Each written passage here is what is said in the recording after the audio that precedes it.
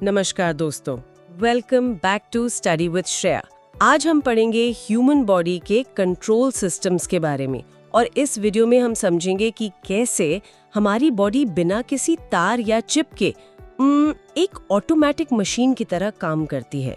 हाँ, मतलब सोचे तो ये ब्रह्मांड की सबसे बेहतरीन मशीन है। दिल का धड़कना हो या खून का टेम्परेचर कंट्रोल करना हो, सब कुछ बैकग्राउंड में इतनी खामोशी से चलता है कि हमें एहसास तक नहीं होता। बिल्कुल सर, और आज का हमारा टॉपिक इन्हीं सब चीजों पर है कि आखिर बॉडी ये सब मैनेज कैसे करती है। तो चलिए देखते हैं पहली स्लाइड में क्या है। यहाँ होमियोस्टेसिस का कॉन्सेप्ट दिया गया है सर। होमियोस्टेसिस मतलब एक इंटरनल बैलेंस, यानी एक आंतरिक स्थिरता।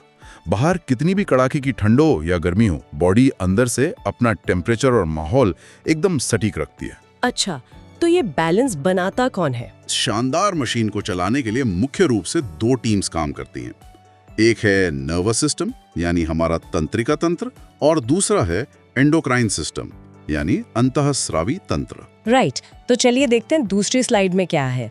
यहाँ स्टिमुलस और कम्युनिकेशन के बारे में बताया गया है। सर, ये स्टिमुलस क्या होता है एग्जैक्टली? देखो, कोई भी बाहरी या अंदरूनी बदलाव, जैसे त्वचा पर कोई दबाव, तेज आवाज या रोशनी का बदलना, एक मैसेज की तरह है जिसे शरीर तुरंत पढ़ लेता है।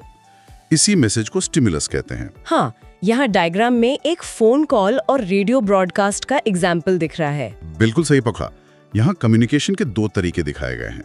नर्वस सिस्टम जो है वो एक टेक्स्ट मैसेज या डायरेक्ट फोन कॉल की तरह है, मतलब पॉइंट टू पॉइंट डिलीवरी, और वो भी बिजली की तरह तेज। अच्छा, और एंडोक्राइन सिस्टम का तरीका वो रेडियो ब्रॉडकास्ट जैसा है, राइट? सीवर है, वो कैच कर लेगा। उसी तरह एंडोक्राइन सिस्टम केमिकल्स को सीधे खून में छोड़ देता है और पूरे शरीर में जहां जरूरत होती है वहां उसका असर होता है। एग्जाम के नजरिए से ये समझना बहुत अहम है कि नर्वस सिस्टम इमीडिएट रिएक्शन देता है और endocrine system long term effect डालता है। अब चलते हैं तीसरी स्लाइड पर, जहां न्यूरॉन का बढ़िया सा 3D डायग्राम दिख रहा है। ये स्ट्रक्चर कैसा है सर? तो न्यूरॉन बेसिकली नर्वस सिस्टम की वायरिंग है। ये इसकी स्ट्रक्चरल और फंक्शनल यूनिट है। इसमें सूचना का प्रवाह हमेशा एक ही दिशा में होता है, वन वे ट्रैफिक की तरह। हाँ, इसके 3 मेन पार्ट्स होते हैं। पहला डेंड्राइट जो इनपुट लेता है, फिर साइटॉन जहां प्रोसेसिंग होती है, और आखिर में एक लंबी पूंछ जैसी संरचना जिसे एक्सॉन कहते हैं, जो आउटपुट देती है। हाँ, यहाँ डायग्राम में एक्सॉन के ऊपर एक फैट का कवर भी दिख रहा है जिसे न्यूरोलेमा लिखा है। हाँ, वो एक इंसुलेटर का काम करता है। शरीर में पानी और नमक होता है जो बिजली के सुचालक हैं, तो ये फैट का कवर सिग्नल को लीक होने से बचाता है। पर ध्यान दो, बीच बीच में थोड़ी जगह खाली है जहाँ कवर नहीं है। हाँ, इन्हें नोड्स ऑफ रैनवियर लिखा गया है। वेट, इसका फायदा क्या है? कहीं सिग्नल रुक तो नहीं जाएगा इन गैप्स में? अरे, यही तो प्रकृति का कमाल है। सिग्नल सीधा जाने के बजाय इन नोड्स पर छलांग मारता हुआ आगे बढ़ता है। इसे जंपिंग कंडक्शन कहते हैं, और इसी वजह से हमारे रिफ्लेक्सेस इतने सुपरफास्ट होते हैं। ये इंटरेस्टिंग है। एक और टर्म है यहाँ सिनेप्स। ये दो न्यूरॉन्स के बीच का गैप है ना? तो इलेक्ट्रिकल सिग्नल इस गैप को कैसे पार करता है? सर्किट ब्रेक नहीं होता क्या? ये सिनेप्स एक जादुई गेट कीपर की तरह काम करता है। जब इलेक्ट्रिकल सिग्नल एक्सॉन के एंड तक पहुंचता है तो वो रुक जाता है।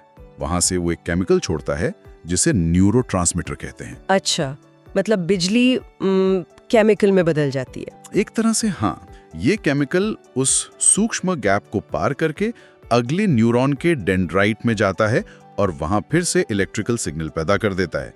इससे ये इंश्योर होता है कि सिस्टम में कभी शॉर्ट सर्किट ना हो और सिग्नल सिर्फ आगे की तरफ ही जाए। अब चौथी स्लाइड देखते हैं। यहाँ एक डायग्राम है जिसमें किसी का हाथ आग पर लग रहा है और वो तुरंत पीछे हट रहा है। ये तो इमरजेंसी सिचुएशन है। हाँ, इसे रिफ्लेक्स एक्शन कहते हैं। अब सोचो, जब खतरा इतना बड़ा हो तो क्या शरीर दिमाग तक सिग्नल जाने का और वहां से जवाब आने का वेट करेगा? नहीं, तब तक तो हाथ बुरी तरह जल जाएगा। बिल्कुल, इसीलिए इमरजेंसी में स्पाइनल कॉर्ड यानी मेरुरज्जु एक्शन लेती है, दिमाग से पूछने का इंतजार नहीं करती। ये तो कंपनी वाले एग्जाम्पल जैसा हो गया, जहाँ ब्रांच में आग लगी तो लोकल मैनेजर में तुरंत अलार्म बजा दिया, सीईओ से पूछने का वेट नहीं किया और सीईओ को घटना की सूचना बाद में दे दी जाती है। एकदम सटीक एग्जाम्पल दिया तुमने। प्रोसेस बहुत सिंपल है। आग का स्टिमुलस मिला, त्वचा के रिसेप्टर्स ने फील किया, सेंसरी न्यूरॉन ने सिग्नल स्पाइनल कॉर्ड को दिया और वहां से मोटर न्यूरॉन ने मसल को ऑर्डर दिया हाथ हटाने का। ये कॉन्सेप्ट एसएससी, यूपीएससी और बोर्ड्स में काफी बार पूछा गया है। दोस्तों, अगर आपको ऐसे ही इजी और विजुअल एक्सप्लेनेशन चाहिए तो स्टडी विद श्रेया को सब्सक्राइब जरूर कर लेना। तो चलिए अब 5वीं स्लाइड पर बढ़ते हैं। जब इमरजेंसी फैसले स्पाइनल कॉर्ड ले लेती है तो मेन दिमाग क्या करता है? यहाँ हाइपोथैलेमस का लेबल दिख रहा है। दिमाग केवल अंगों को चलाता ही नहीं बल्कि बाहरी डेटा को अंदर की जरूरतों के साथ जोड़ता है। मान लो तुमने अपना फेवरेट खाना देखा। अच्छा, तब तो दिमाग तुरंत उसे रजिस्टर कर लेगा। हाँ, और दिमाग में मौजूद ये जो हाइपोथैलेमस है, ये भूख, प्यास और टेम्परेचर का कंट्रोल सेंटर है। ये तुरंत चेक करता है कि शरीर को खाने की जरूरत है या नहीं। और फिर भूख का एहसास होता है, राइट? बिल्कुल। इसके बाद दिमाग एक साथ मसल्स को आदेश देता है खाना उठाने के लिए और ग्लैंड्स को आदेश देता है पाचक रस निकालने के लिए। ये सब एक परफेक्ट तालमेल में होता है। अब 6ठी स्लाइड पर आते हैं, जहां एंडोक्राइन सिस्टम और डाइजेशन का फिगर दिया है। यहाँ डक्टलेस ग्लैंड्स लिखा है। इसका क्या मतलब है? डक्टलेस मतलब इन ग्रंथियों के पास कोई पाइप या नली नहीं होती। ये जो भी केमिकल या हार्मोन बनाती हैं उसे सीधे ब्लड में मिला देती हैं। हाँ, यहाँ दिख रहा है कि पेट एक एडवांस्ड केमिकल फैक्ट्री की तरह काम कर रहा है। जैसे ही खाना आता है, गैस्ट्रिक ग्लैंड्स अपना गैस्ट्रिक जूस निकालती हैं, जो काफी एसिडिक होता है। सही कहा। और उस एसिड को बैलेंस करने के लिए और फैट्स को तोड़ने के लिए लिवर अपना बाइल जूस निकालता है। बाइल वसा का इमल्सिफिकेशन करता है। जिसे हम ऐसे समझ सकते हैं कि जैसे बर्तन धोने का साबुन जमे हुए तेल को छोटे बुलबुलों में काटता है, बाइल जूस भी पेट में बिल्कुल यही काम करता है फैट्स के साथ। अरे वाह, बहुत बढ़िया एग्जाम्पल। और अंत में पैनक्रियाज अपना पैनक्रियाटिक जूस निकालता है ताकि पूरा डाइजेशन कंप्लीट हो सके। तो बेसिकली तंत्रिका तंत्र और हार्मोन्स का एक परफेक्ट सिंक्रोनाइजेशन चल रहा है हमारी बॉडी में। हर हार्मोन की अपनी एक फिक्स्ड ड्यूटी है। हाँ, और इनकी टाइमिंग बिल्कुल सटीक होनी चाहिए, वरना पूरा सिस्टम गड़बड़ा जाएगा। अब 7वीं और आखिरी स्लाइड देखते हैं, जहां दोनों सिस्टम्स का कंपैरेटिव समरी दिया है। हाँ, तो एक क्विक रिकैप करें तो नर्वस सिस्टम इलेक्ट्रिकल इम्पल्सेस का यूज करता है।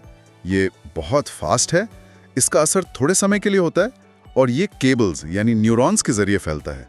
रिफ्लेक्स एक्शन के लिए ये बहुत जरूरी है। और दूसरी तरफ एंडोक्राइन सिस्टम केमिकल हार्मोन्स का यूज करता है। ये स्लो है पर इसका असर लॉन्ग टर्म होता है और ये ब्लड के जरिए फैलता है। बॉडी ग्रोथ और मेटाबॉलिज्म के लिए ये बहुत जरूरी है। एकदम करेक्ट।